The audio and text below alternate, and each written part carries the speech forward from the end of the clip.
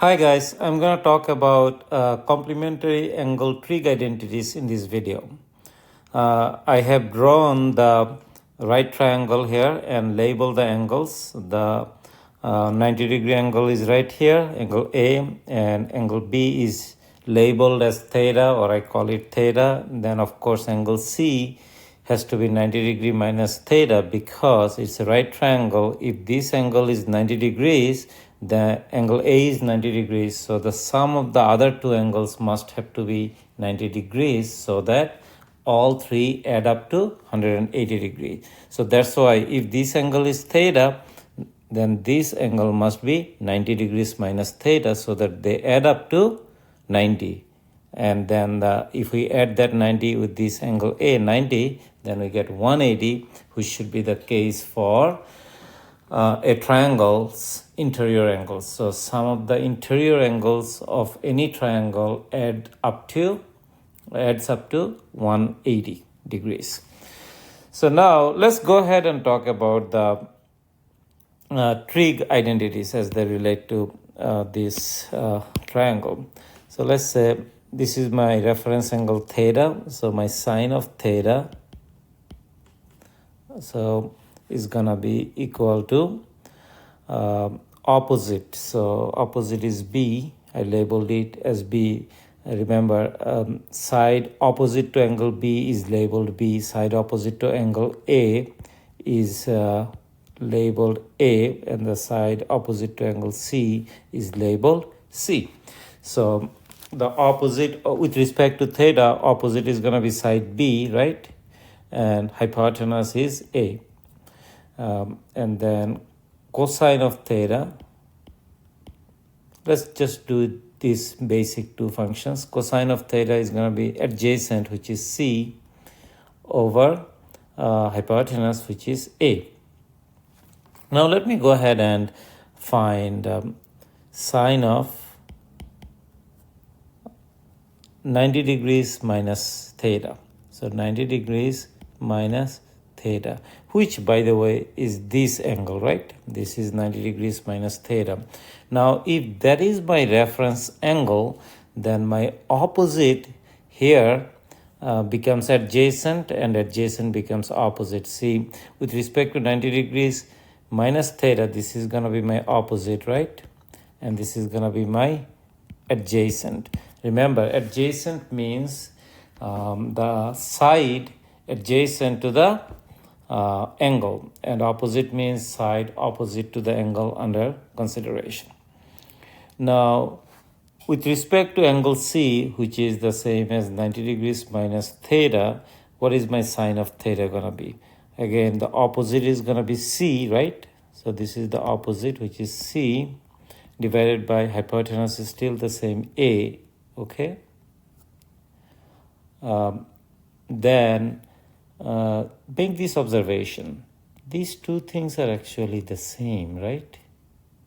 Okay, these two things are the same. So in essence, what we just derived, sine of 90 degrees minus theta, 90 degrees minus theta is gonna be equal to cosine of theta. And similarly, I can show it for cosine of theta. So let's find the cosine of 90 degrees minus theta. Cosine of 90 degrees minus theta is gonna be, so now for cosine is gonna be adjacent over hypotenuse. So that is gonna be, adjacent is B, right? Over hypotenuse is A. Now look, this, by the way, is just this. So cosine of 90 degrees minus theta is nothing but sine of theta. So cosine of 90 degrees minus theta is equal to sine of theta. So I just have shown you how it works for sine theta and cosine theta for complementary angles. Now, complementary angles you probably know. Two angles are complementary. Let's say you have two angles, x and y, okay? So if you have x plus y is equal to 90 degrees, then angles x and y are complementary. Okay. Now, in a very similar way, it can be shown that tangent of 90 degrees minus theta is equal to cotangent of theta. Then cotangent of 90 degree minus theta, okay, cotangent of 90 degrees minus theta, cotangent of 90 degrees minus theta is equal to tangent of theta. Then secant of 90 degrees minus theta, secant of 90 degrees minus theta is equal to cosecant of theta. And then finally cosecant of 90 degrees minus theta is going to be equal to secant of theta.